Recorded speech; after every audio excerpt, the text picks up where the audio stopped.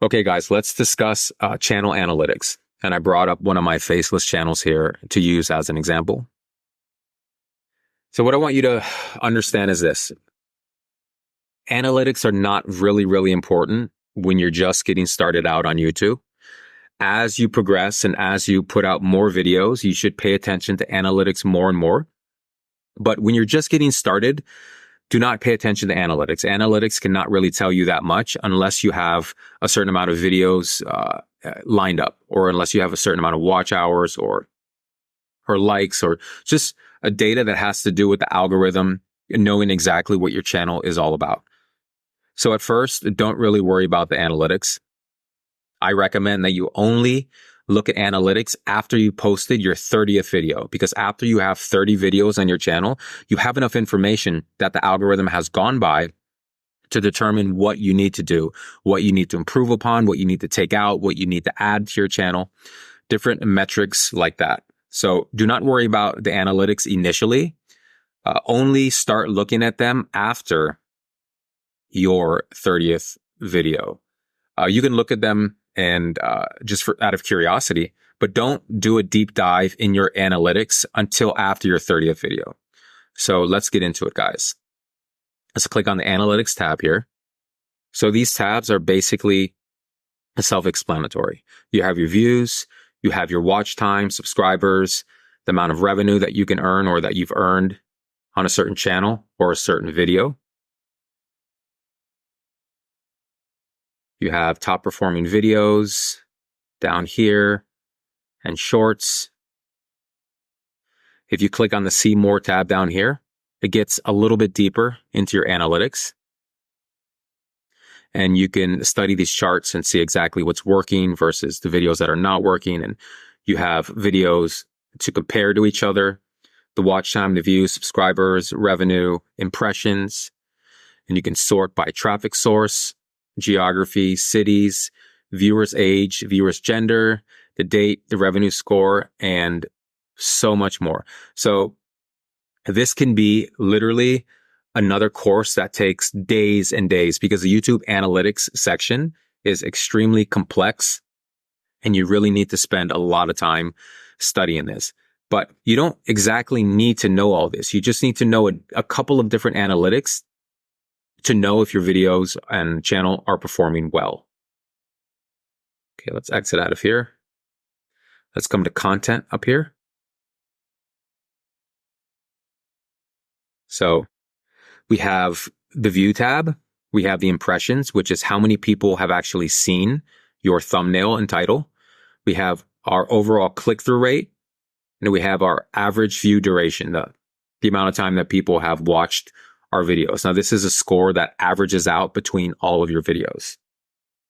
And then again, we can go to the See More tab and get way deeper into our analytics section, but we're not going to do that for the sake of time.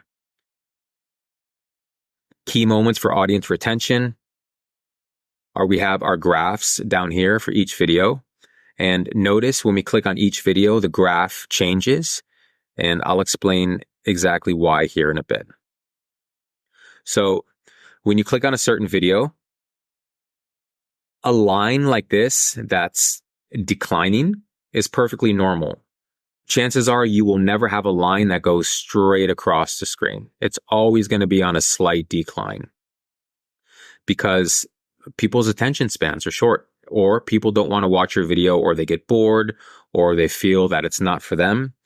But if you study these lines, you can really know exactly what's working and what's not working. So when you see dips in the graph, you know that people have clicked off your video. When you see spikes like this one right here, you know that more people were interested in whatever you were saying at that specific moment in the video. So let's click on this and let's see why more people either rewound this section or more people clicked off to watch this section again. Maximum amount of weight that you can perform an exercise with for one repetition in good form, full range of motion, that it's very clear that moving weights or using bands or using body weight, for instance. Okay, let's take this for example. In this specific video, he was talking about different methods of weightlifting and how you can actually achieve hypertrophy or gain muscle when you're lifting weights. And a lot of people rewatched this section of the video. So I know that this is a popular topic when it comes to gaining muscle. So I probably want to include something like this in my next video. The same thing when you see a dip. When you see a dip, watch exactly what section of your video led people to click off or led people to become bored, and avoid putting that in your next video. Like, stay away from it completely. Go through your videos and highlight and see this area right here has a peak. This area has a dip. So before this dip, whatever happened in that video, I'm going to take that out and remove it from my next videos.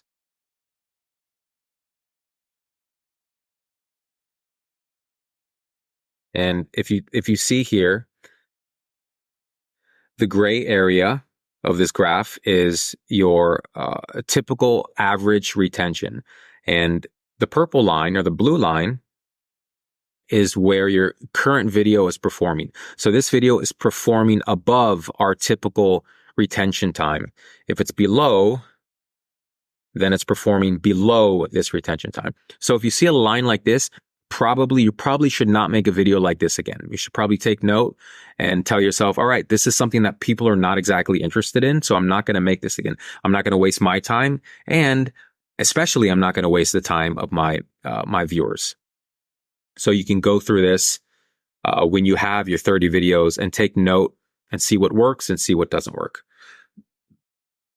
A couple of these other analytics are pretty important. So how viewers find your videos.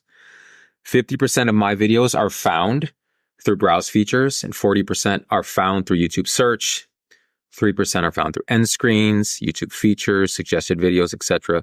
It shows you your top videos, which ones are performing the best. If we go to the top, let's go to audience.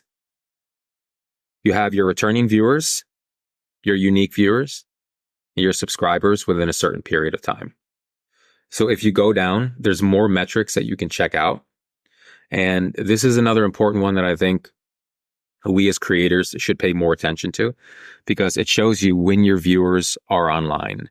And the brighter the box, the more of your viewers are online at that certain time of day. So we want to post videos when the most people are online. So mine, for example, more people are online between 10 p.m. More people are online between 10 a.m. and 12 p.m. So that's when I usually post my videos. You have formats your viewers watch on YouTube. You have top geographies, which mine is 36% in the United States. And then after it's the United Kingdom. And then after it's India. People in India are a huge consumer of YouTube. People over there they're very big when it comes to making money on YouTube, when it comes to creating content and faceless videos. And the people in India are a huge market, a huge valuable viewership when it comes to the whole YouTube platform. And I believe the people in India hold up YouTube a lot. Same thing with the United Kingdom, same thing with the United States. And then you can find the rest of your geographies down here. You have other metrics like subscriber bell notifications, watch time from subscribers. You have your top subtitle and closed caption language. And then you have your age and gender analytics right here. And remember what we talked about. YouTube is predominantly male. But if you have a channel, let's say about makeup or parenting as a mother, your age and gender statistics are going to be a little bit more different than mine. So in my case, this channel is all about building muscle.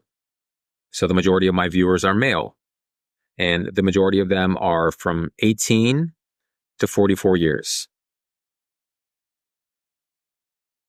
Okay, you have your revenue tab, which shows you how much you've earned and how much you can potentially earn in the future. And then you have your research tab, And what the research tab is basically, it shows you other videos that might be popular in your niche, and you can possibly model your future videos off of these. So YouTube does a good job in showing you videos that might be related to yours, but I really wouldn't browse this section too much. I'd rather go to vidIQ and use their resources way more than I'd probably use YouTube's resources here. So the analytics of your YouTube channel are very important. And again, don't heavily get involved and don't be invested heavily with your YouTube analytics unless you have over 30 videos. And then you can go into your statistics and analytics and start sorting through and see what works and see what you can change and add and remove and improve upon. But if you're just starting out with your YouTube channel, do not worry about the analytics. It'll stress you out. And you don't need to waste your precious energy on learning this initially, at least. Maybe learn it as time goes by, but initially you want to focus on quality video content creation. You want to focus on quality, engaging thumbnails, titles, metadata, and all of those aspects that make your videos and your channel succeed.